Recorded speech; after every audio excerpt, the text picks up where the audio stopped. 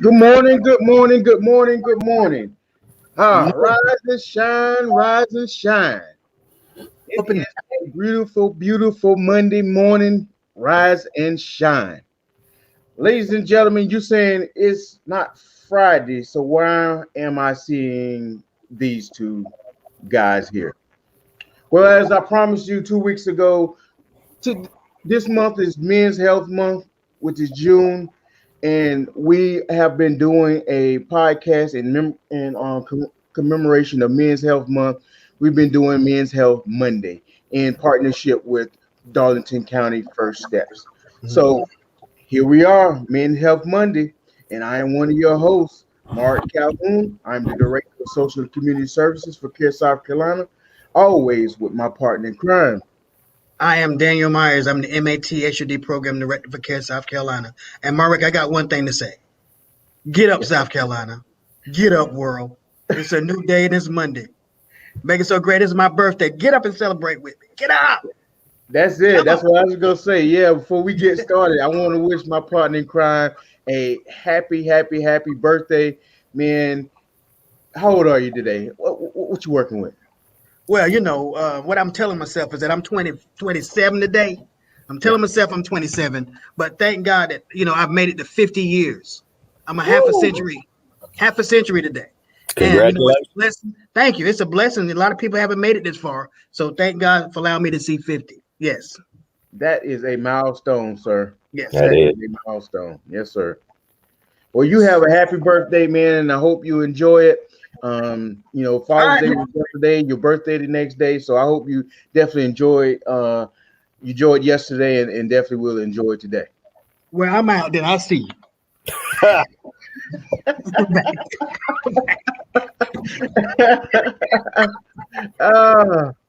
but I appreciate it. But listen, today for Men's Health Monday, we have uh, Mr. Bradley Burgess. Mr. Burgess is a licensed professional counselor with Care South Carolina, and we brought him there here today to talk to us about men's health as it relates to some of the common mental health issues around men and what do we do about it, right? What do we do about it? So I'm going to let him continue to introduce himself. Tell us a little bit about yourself, Brad, and then we'll get it on.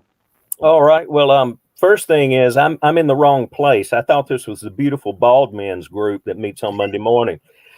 So I had no idea we were going to talk about mental health. But I'm proud to be here with you two fine bald gentlemen this morning. Thank you for inviting me.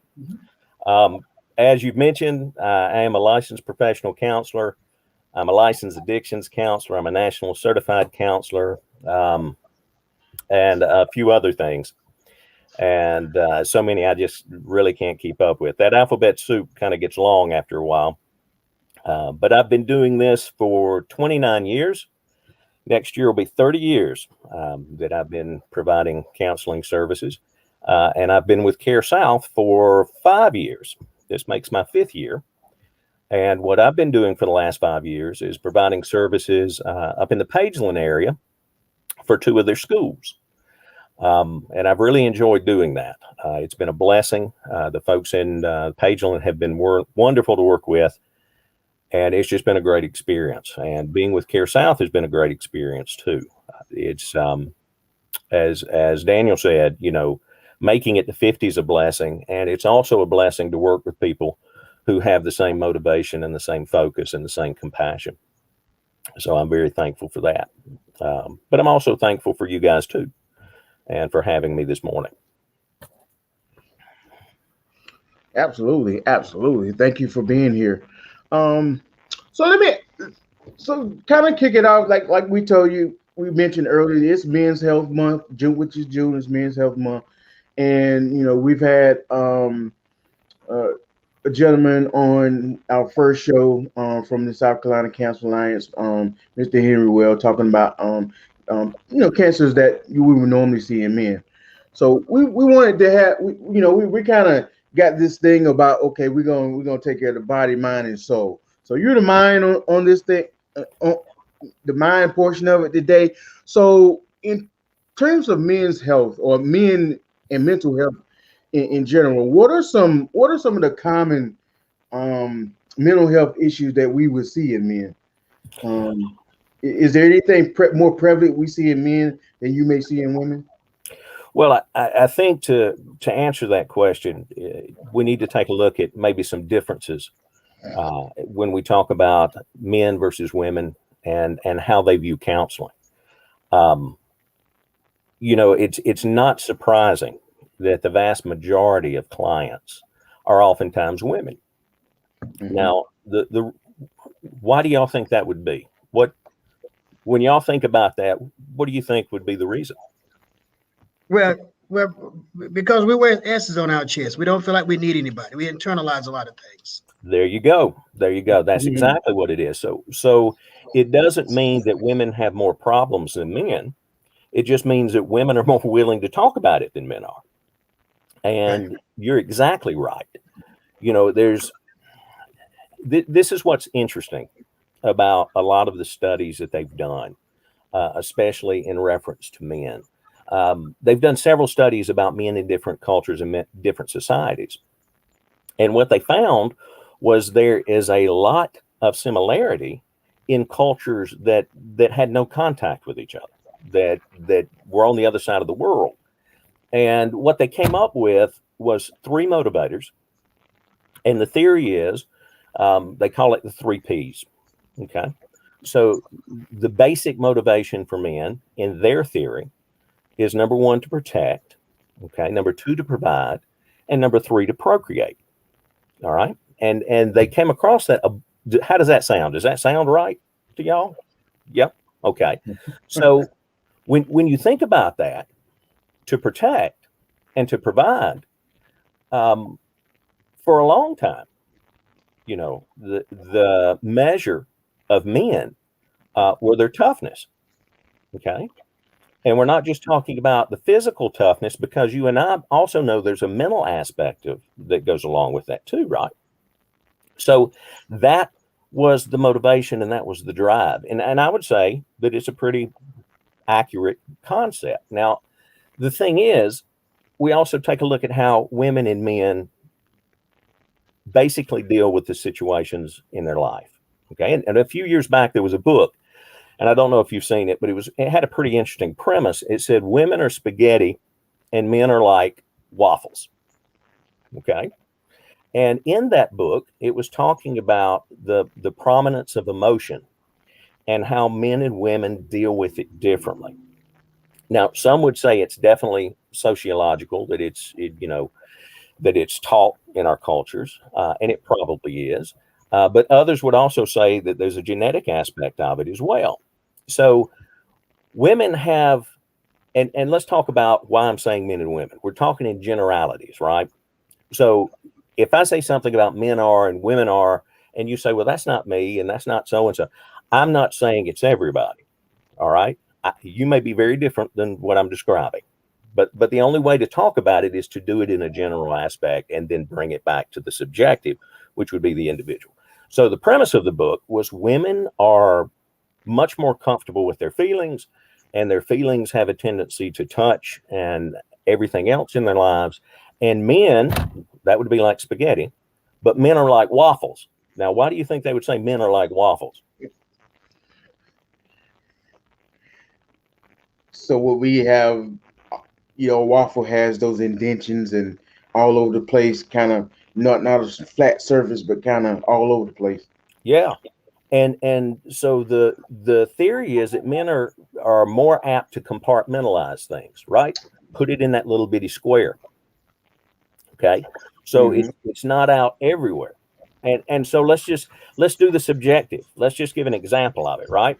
So you come home and your girlfriend or your wife is there and they start telling you about their day and how angry they were or upset, or maybe how happy they were about something, right?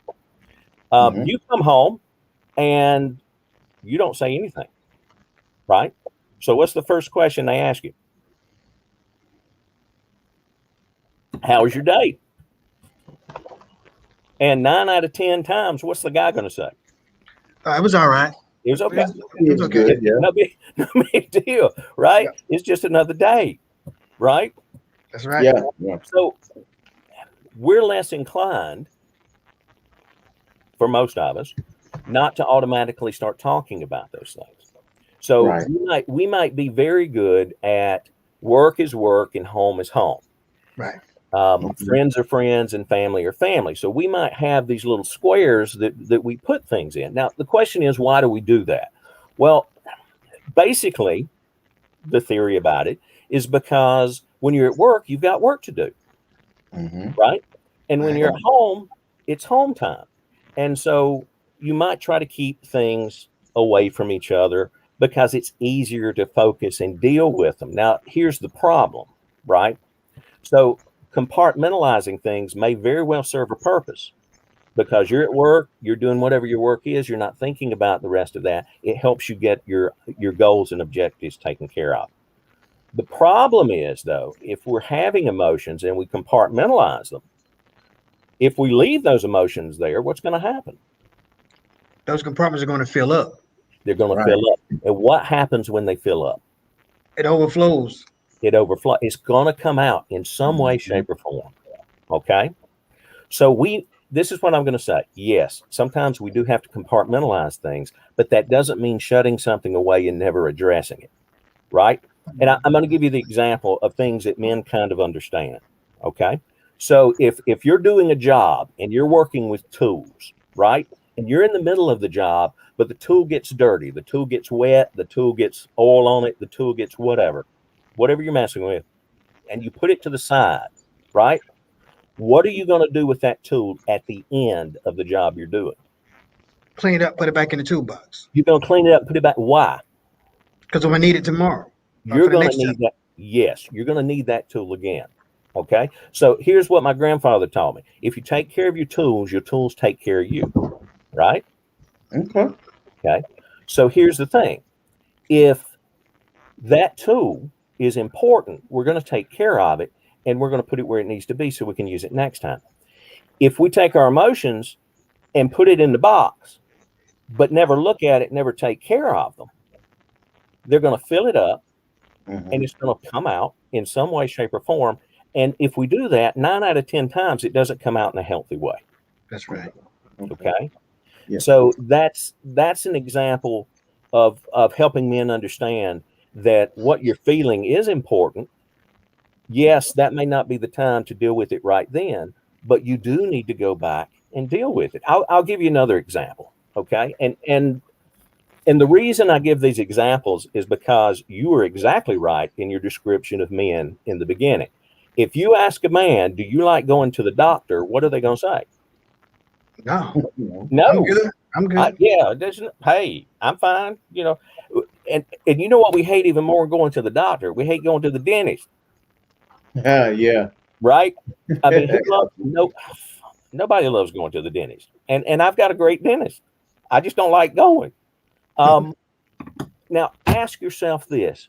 What is it about going to the dentist and the doctor that we don't like? You may have the best doctor in the world. Care South's got great doctors, wonderful people, right? What is it about us not wanting to go to the doctor? What would you say? Inconvenience. We could be doing other things. I got job, I got work, right? What else? I got y'all. Merrick, say that again. Vulnerable. Yeah. Being vulnerable. Okay, so here's the thing. If I go to the doctor, right, there's a chance that the doctor might what? Find something wrong with me. Find something wrong with me. Okay. And you know what? There's nothing wrong with me. I'm doing just fine. Okay. But here's the thing. You might not be doing just fine. Okay. Now, why is it if your car needs an oil change, what do? Take it and get an oil change. Take it to get the oil change. And there used to be the time we could change our own oil. My goodness, what they've done to these vehicles, they did it on purpose. You know what I mean? Yeah. I was telling my son the other day, growing up, I changed the oil, I rotated the tires, the brake pads, all. Man, have you looked under the hood of your car lately? Yeah. I did, yeah. man, I tell you, they put stuff in there backwards and sideways. I was changing the air filter the other day. It took me 15 minutes. Now that was ridiculous. But I almost had to pull the engine out the car to get to the air filter. Now that doesn't just happen. All right. They do that on purpose. But what I'm saying is most men will take better care of their car or their truck or their SUV than they will themselves. All right. That's true. Now, so here's the thing. You take care of your car, your truck, your vehicle because you rely on it. You have to get from point A to B. You've got to get your family where they need to be.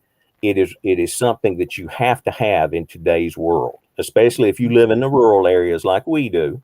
Mm-hmm. And somebody called me one time from a car, I think it was Ford, and they said, do you live in a rural or do you live in a metropolitan area? And I just started laughing because, they were calling me from some metropolitan area out of state. I said, have you ever been to South Carolina? That's all it is rural. There's no metropolitan. We got Charleston, we got Columbia. That's about as big as it gets. Okay. So you got to have a vehicle. Well, guess what? If your vehicle is that important, why isn't your body and your mind that important? Mm. Because if your body and your mind isn't working well, it doesn't matter how good your car runs. It doesn't matter how clean your tools are. Okay. Right. Because you're not going to be able to operate them because you're not doing well. Now, let's talk about counseling. All right. So if we don't like to go to doctors and we don't like to go to dentists, then what makes us think somebody going to a counselor is any different? And they're right about that. Okay. Because if I'm having physical problems, right, then it's stopping me from doing something and I know it. I may be hard-headed and I may be stubborn, and we'll come back to that in just a moment. If I'm having a tooth problem, oh, yes, believe me, you may not like going to the dentist, but as soon as you have that exposed nerve, who you going to call? Who you going to be standing on the front porch of trying to get in and see? Okay. Right. Two things that we take for granted, our feet and our mouth. Once those things start to go, you can't get around and you can't eat something. Oh, you're going to show up. Okay. Yeah. Now, the sad part of that is if we would done our maintenance like we do on our vehicle, if we go in for our checkup like we're supposed to, chances are we're not going to run into that. If we go into our cleaning, chances are we're not going to run into that. Okay. So, but counseling is different. And the reason people look at counseling is different is because there's not always a physical response to what we're suffering psychologically. All right. So what I'm going to tell you is I agree with everything y'all said about going to the doctor and the dentist, and I'm going to add one other aspect of it. Okay. We're afraid that they're going to find something. It is inconvenient. We think it's better to ignore it. But the third thing is we're afraid, okay, that there's going to be an aspect of us being seen as weak. Yeah. And so we're going to push against that because you know what? We're not weak. I'm not weak. I've got that taken care of. We don't have to worry about it. But here's the thing. The people around us, the people who love us, they know something isn't right. Okay. They know that we're struggling with something. They know that there's an issue. They may not be aware of it, of what it exactly is. Okay. But they know that we need to talk with somebody to get some help. And 9 times out of 10, when guys get involved with counseling, who made the referral? Who do you think made the referral? Their provider. Yeah, their medical doctor. Okay. And the medical doctor does that because they have an understanding that if this person is having these types of physical problems, then it may also be connected to how they're doing with their behavioral health. Okay. And so the wonderful thing about Care South is you've got a medical provider, and I think in every office now you have behavioral health providers. Right. So you go in and you're having these issues, and your doctor starts to ask you some questions, and you're honest with your doctor. And because your doctor is a good doctor, they're going to say, I would really like for you to talk to one of our counselors. Okay. And so the beautiful thing about Care South is that we have grown just in the last 5 years, but also for many, many years when you think about where we started up in Society Hill and how, Ann's very good at giving the history of that. But think about it. When Care South has everything from medical providers to chiropractic to behavioral health, I think in every place we go, to dental to pharmacy. And when you think about that, that is a wonderful accomplishment. And when we talk about health and community, my goodness, that's almost the full package right there. And we've got guys like you, Daniel, and you, Merrick. And how many? I think we're over what 500 employees now, if I'm not mistaken. 570. Yes. How many? 570. 570. Wow. So you got 570 people who have the same focus, right? Yes. To help the individual and help the community. Because here's the thing. All right. When you help someone get healthy, you're not just helping them, right? Right. You're helping everybody around them as well. You're helping their family, right? And the family makes up the community, That's right. right?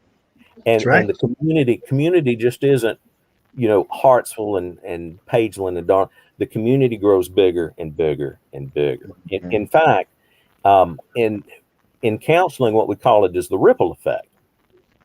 So you help somebody deal with their issues and what's going on with them. You help that person, which entail helping the family, and then the family goes.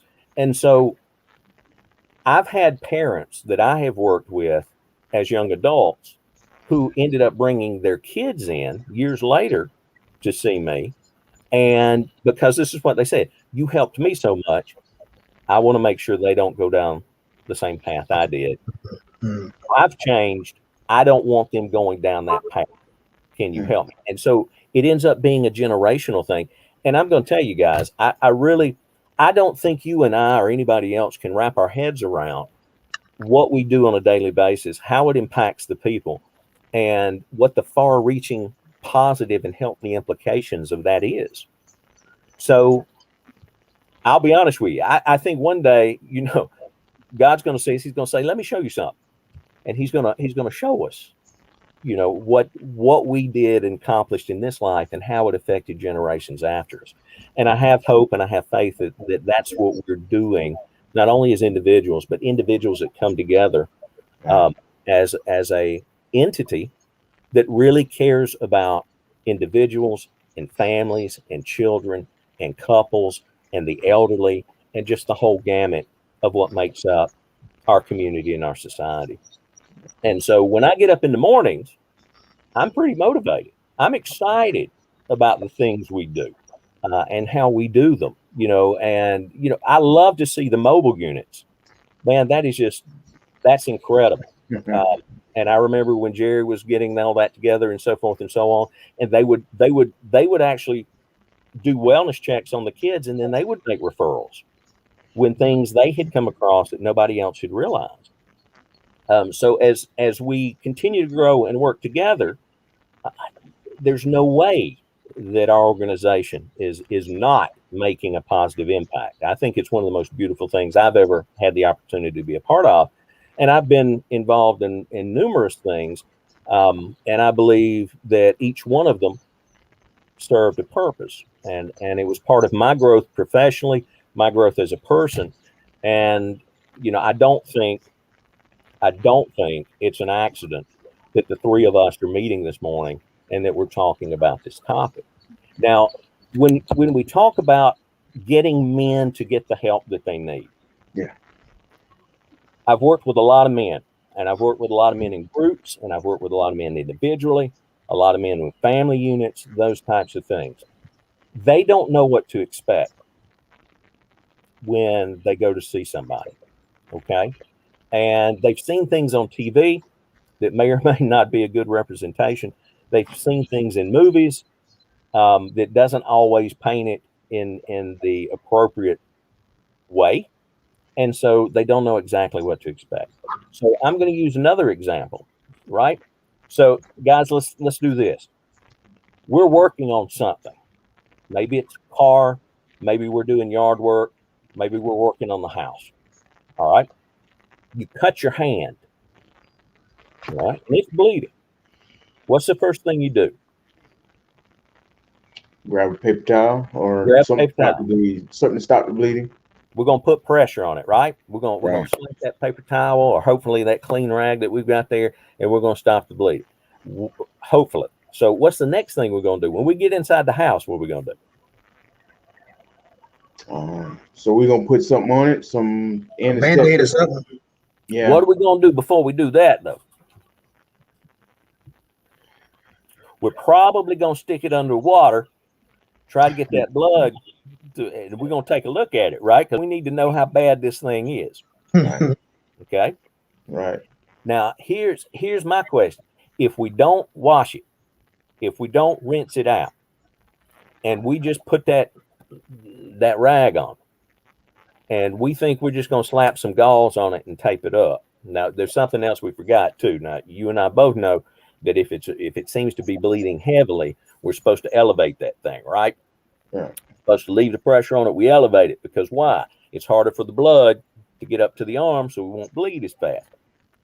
But back to the cleaning it off. If you just slap something on it and tape it up, and unfortunately I've known guys that have done this, what do you think is going to happen to that wound eventually? It might get infected. Yes. Now, when it gets infected, what are we talking about? What's going to happen if it gets infected? Either gangrene or amputation if it's bad, for severe enough. Yeah, what's going to happen is that the bacteria, the dirt, and the microbes in that wound are going to cause a problem. Now, our body's going to try to fight it off. Thank God we live in a time where we've got antibiotics, we've got antiseptics, we got things to clean it. But if we don't clean it, and we don't clean it properly, it will get infected. Now, let me ask you this. You cut your hand, but where is that infection going to go if we don't do something about it? It's systemic. It can spread throughout your whole entire system. Yes. And you know what? If you've ever seen the movies and that type stuff, it's a pretty good depiction of it. You get an infection in one part of your body, you can actually start to see the infection moving up to other parts of your body. All right. And in the old days, they would say stuff like, they've got a blood poison, that kind of stuff. Really, what they were talking about were infections. Eventually, even though the injury was in your hand, that infection that got into your bloodstream in your hand will go through those veins. And in what part of the body is it going to go to? Where does your blood come from? What pumps it? Your heart. Okay. So what started in your hand, which is one of your extremities, will eventually go to your heart. All right. Now, here's the thing. That will kill you. That's a poison. All right. So what do we do? Well, to make sure, and hopefully that doesn't happen, we're going to wash and clean that wound. Now, let me ask you, if you've ever hurt yourself that way and you had to go ahead and clean it, how did that feel? Yeah. It's going to hurt, man. Come on. I don't care if you're using hydrogen peroxide or betadine or alcohol, you know when it hits that exposed nerve, right? Right. I mean, you might even start saying some stuff you shouldn't be saying, but it's going to hurt, and it's definitely going to get your attention, right? But you're doing it for a reason. You're doing it because you don't want it to get worse. You're doing it because you don't want to get that infection, and you're doing it because you don't want it to do any more damage than unfortunately we already have. Right. So here's the thing. Every one of us has been wounded. All right. I don't know anybody, Daniel, that's our age. You're 50. I'm going to tell on me. I'm 51. Merrick, how old are you now? I'm 46, be 47 in September. Oh, man, you're the young one in the group. All right. So here's the thing. We've all been wounded. Every single one of us. When I say that, you can think of wounds that may be years old. You can think of wounds that may be more recent. And the question is, what do we do with those wounds? Well, to explain it in a way that you and I and most men can understand, then there's not much difference in cleaning that wound out in our hand to make sure it doesn't poison our heart than doing it up here, because guess what?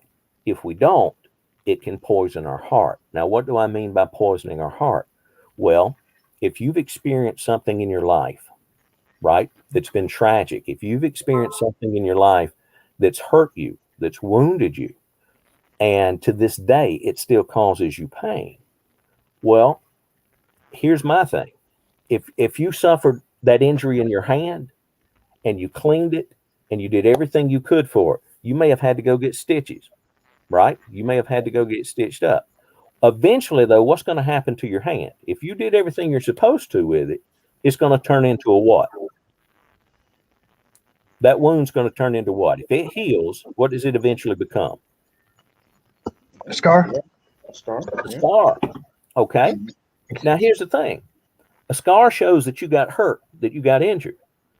But does it feel the same way that it did when you first got wounded? No. Okay. Scar tissue grows over, mends, and it heals. But it shows, right, that you suffered. But guess what? You lived through it. Right. Okay. Now, the thing that has never ceased to amaze me is the resiliency of the human spirit, of the human mind, of the human psyche, the human intellect, the human soul. All right. People have experienced things in their life that are amazing to me. And still, they've come out the other side. They've had to deal with things. They've had to learn things differently. And they've become this incredible person in spite of it, and sometimes because of it. So we have a choice. I had a book when I was in college. It had a very powerful title. It said, "I never knew I had a choice." But we've all got choices. We just sometimes don't know what they are. Right. So a lot of men are suffering with things, but they don't know that they don't have to suffer.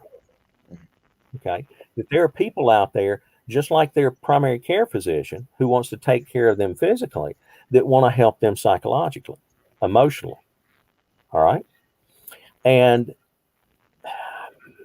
nobody's going to, I don't think any one of us is going to make it through this life without some scars. Okay.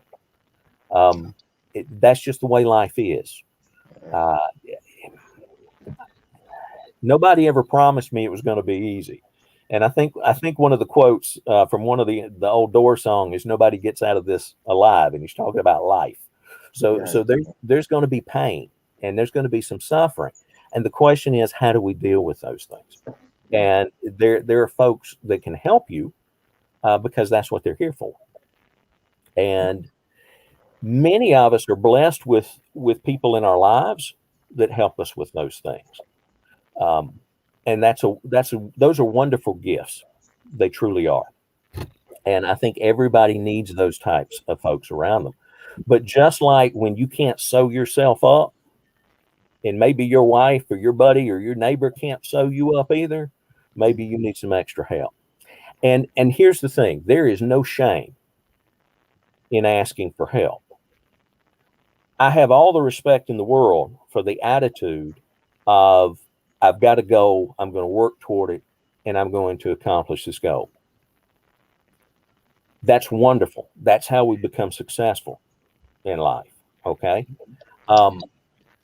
I want to talk about being stubborn here for a moment too, because guess what? Are most men pretty good at being stubborn? Oh yeah, we mastered that. We mastered that.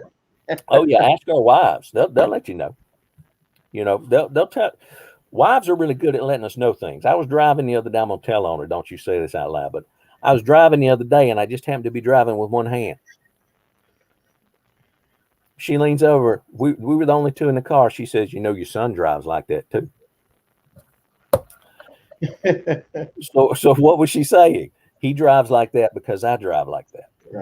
Right. He's watching. So yeah, they watch us and they learn from us. All right. And kids do that because we're their teachers. And here's the other thing. They don't always hear what we say, but they can't help but watch what we do. And I don't know if you ever grew up like this, but if your parents ever say, do what I say, not as I do, Oh yeah. you know that just went out the window. Right. Because we can't do that. So men are stubborn, but I'm going to tell you, we're not the only ones that are stubborn, right? Right. So stubbornness oftentimes is seen as a weakness, is seen as a negative thing, and it's seen that way because we oftentimes get stubborn about things that we need to do. And it may be going to the doctor, it may be going to the dentist. We have difficulty sometimes with people telling us that we have to do something, right? Instead of asking us to do things. Now, what I'm going to say is stubbornness can get you in trouble. Mm-hmm. It can prevent you from doing things that you need to do because you chose to be stubborn. And I'm going to tell you that's a choice. Now, I also want to take stubborn for a moment. I want you to flip it over. Sometimes our greatest weaknesses are also our greatest strengths, and our greatest strengths can also be our greatest weaknesses, depending on how it's utilized. If you take stubbornness and you flip it over and you realize that stubbornness doesn't always have to be stubborn, but it can be tenacity, right? Yes. And when we think about tenacity, what do we think of? I always think about Churchill. Churchill looked like his pet, which was a bulldog. He just wasn't a very handsome man. But I'll tell you, what he said was this: we're going to fight him where? We're going to fight him in the air. We're going to fight him in the oceans. We're going to fight him in the streets. We're going to fight him in the fields. We're going to fight him wherever we need to. What he was telling Britain at that time was, we are not going into that night. We are going to stand and fight. Now, I'm going to tell you, if you find somebody who's stubborn, but they're your friend and they're your true friend, they're never going to leave you. That's right. Absolutely. Why? Because they're tenacious. They don't give up. All right. They'll hold on, and they may lose, but they're not going to quit. That's right. Absolutely. Absolutely. So that's the kind of friend I'd want. That's the person who has the resiliency and the focus and the strength to not give up. And I'll tell you, if you have a friend like that, when everybody else is gone, they're still going to be the one who's there. Absolutely. Okay. So This is what we have to do with men. okay. We got to speak to them in a way that they understand. Okay. We've got to use language and examples and let them know that this isn't something that's going to harm you. This is something that's going to help you. And I'll tell you something. When you go in to see somebody, even if it's your doctor or your dentist, right, there has to be a faith that you're there to help. And that's why they're telling you what's wrong. And it has to be that way when we go and talk to somebody too. And that faith, look, it doesn't happen overnight. That trust doesn't happen overnight. Most men are not naive, right? And what that means is we've experienced some things. Maybe we've experienced betrayal. Maybe people said some things they shouldn't have said that we confided in them. So we're not as naive as maybe we used to, right? If we're 46, 50, and 51, hopefully we weren't as naive as we were at 16, 17, 18, 25. But why do we talk to people? Why do we go see our doctors and our dentists? We do it because we need to. All right. Yep. So if there are folks watching this morning and they say, I've got my husband or my boyfriend, my son, my cousin, my uncle, my grandparent, he needs to talk to somebody and I don't know how to get him to do it. Well, number one, does nagging ever work? Does it, Daniel, does that work with you? Nope. Never, right? Because the Never. more you nag us, what do? The more we resist. Mm-hmm. It kicks that stubbornness in, right? That's it. And we tell our things like, I don't need to, why are you telling me what I need? We may not say it to them, but we're thinking it, right? Why are you telling me what I need? So nagging doesn't work. So what does work? Well, number one, talking to somebody when you're not around a whole bunch of people, that's probably the best thing to do. Okay. Number two, always start off with something that's good about that person. you know, if you ever want to get somebody's attention, and if you ever want somebody to hear what you're saying, if you start off with something that they're not expecting, that normally gets them to a point where they're listening. I used to have to do a lot of groups with families that weren't real happy about coming to see me because they were mandated. That meant somebody was making them come to see me. And I'd have an entire room of 30, 40 people in there. And I would have to talk about the program because I was coordinator of the program. And they were all angry, man. You can feel anger when you walk in a room. It is almost tangible, right? So everybody's angry because it's taking their time and their energy, and they've got to be where they get to. One of the things I would say is, how many people want to be somewhere else tonight? Everybody hand goes up, right? Guess what? I'd like to be somewhere else too. How many people hate the fact that you got to be here? All the hands go up. And then you start making a shift. How many people are tired of having to go to the principal and talk with them because you're getting called every other day from school? And all their hands go up. And I would say, I'm here to help you so you don't have to go through all that anymore. So you see how you start getting that wall down. So if you're talking to somebody you care about, you start off with how much you care about. Okay. That's the best way to do it. Okay. And it's also good because I'm gonna tell you, men don't hear this a lot. Most men don't. All right. Now maybe it's different for everybody, but as a whole, most men do not hear this. And I'm gonna ask you, when's the last time, Merrick, you heard somebody say, "I'm proud of you"? It's been a minute.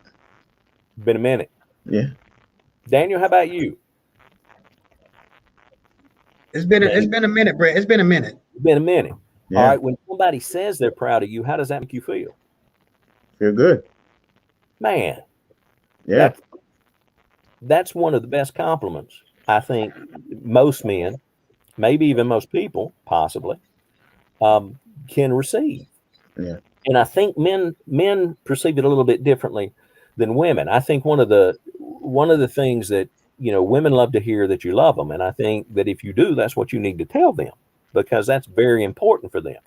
I also think it's important for us men, but when you ask men, and they've done some surveys about this, and they gave them a list, how would you list? I'm proud of you was number one almost across the board. All right. So if your wife or your daughter or your mom or whatever is talking to you and they want you to hear what they're saying, and you may have had a tendency to come at it from a different point of view, you meant well, right? But your communication wasn't something that they were receiving. You need to start differently. You need to come at it from a different angle. All right. Okay. And I'm not talking about lying. All right. I'm talking about being honest. Because one of the things people hate is we hate to be lied to, even if you're telling us something that we like to hear. Mm-hmm. And kids are real, man, I'm going to tell you, kids are some of the best lie detectors in the world. All right. Kids, man, within 5-10 minutes, they're gonna pick up on whether you're somebody they can trust or somebody you can't trust. Absolutely. And so I never tell anybody to be disingenuous in their communication. All right.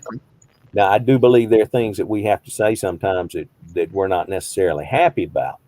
But the best way to communicate with somebody is, number one, show respect. Okay. And number two, in showing respect, we need to let them know that we care about them. And what we call that is compassion. Okay. So if somebody was talking to you, Merrick, and they said to you, listen, man, you do a great job. I am so proud of the type of job that you do. I wanted to let you know that. How would that make you feel? Yeah, it make me feel wonderful. Yeah.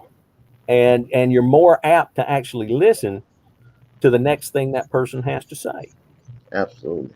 Okay. So let me ask you this, Brad. Sure. We're coming up about another minute, and we have to close it out. I think we can have this conversation 2-3 hours. Hey, listen, Yeah. You told me you wanted me to talk, and I warned you when you asked me. I said we could talk forever. Absolutely, absolutely. But let me ask you this before we close out. Yeah. Um, what would you say? What would give me something real quick? What would you say to the men out there that may be struggling and know they need help, but don't get help, or families, friends who see men struggling and know they need help and want them to get help? What would you say to them right now? You- And say if you had that 30-second elevator speech for families who could use to get their loved ones in to get see someone. Give me that 30-second elevator speech. Okay. 30-second elevator speech. You've got people that care about you.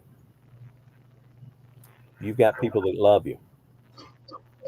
And the reason you know that is because they're talking to you about the things they're concerned about. And maybe they don't know how to express it. And maybe you get upset when you hear it. But the reason they're doing it is because they don't want to see anything happen to you. That they want the best for you. And it's not about being perfect. Okay. None of us are perfect. And all of us struggle. All right. And I'm going to tell you something. A lot of us, man, we got wounds we never told anybody about. And sometimes it's stuff that we carry around that we don't have to. A lot of people carry around baggage that once they figure out that there's an option to put it down, they drop it and the rest of their life is better. Right. And that's what we want for you, man. That's what we want to do. This is why I'm talking to you, because I love you and I care about you. And I don't want you to be perfect. I just want you to get the help you need, man. And look, the fact that you're here and that we're talking about this and that you're listening to what I'm saying, man, I'm proud of you. You've got a lot of good things going on in your life, even if you don't feel like you do. And sometimes we just need somebody to help us see the choices that we have. Okay. Because there's nobody going to make you do anything, right? So it's not about making you do anything. It's about helping you do some things. And we're not here to judge you. Okay. But I am going to tell you this, man. You know, we might get knocked down 99 times, but we're going to get up to 100. And that's what it is in this life. You know, we've got to stand and we got to move forward. And sometimes we need help. And you can't name a person that I know or that you know who doesn't need help. And that's what we're here to do. Well, thank you. I appreciate that. There you go. There you have it. There you have it. So, Brad, thank you for joining us today. We definitely appreciate you being on and giving us that wisdom. Hopefully, we can have you back at a later date and we can finish this conversation because I think it's a good conversation to have. It's a conversation that's needed and not just for Men's Health Month, but throughout the year. I agree. And, you know, one of the things we might be able to talk about in the future is how to do interventions earlier, because guess what? All men were boys at one time. And the sooner Absolutely. we help our boys, the better off we're going to be with the men that we have in our lives and in the lives of the people in our community. And I thank you for what y'all are doing. It's great. I appreciate the opportunity to come on and talk, and maybe we can do this again. Oh, definitely. Absolutely, absolutely. And as always, if you want to reach us at Care South Carolina, you can reach us at our website, www.caresouth-carolina.com, or you can call us at 866-498-0399. And if you want to reach out to Darlington County First Steps and discuss more about their men's health program, you can reach them at darlingtoncountyfirststeps.org, darlingtoncountyfirststeps.org. Again, thank you for being here with us. If you want more information, again, hit our website up, www.caresouthcarolina.com, and we will definitely reach out and reach back to you and set you up with a counselor, such as Mr. Burgess and some of his colleagues, if you need help with your mental health needs. Thank you again for Brad for being here with us. And hey, I hope you have a wonderful day and enjoy the rest of your day. And Daniel, enjoy your birthday, brother. God bless, man. All right.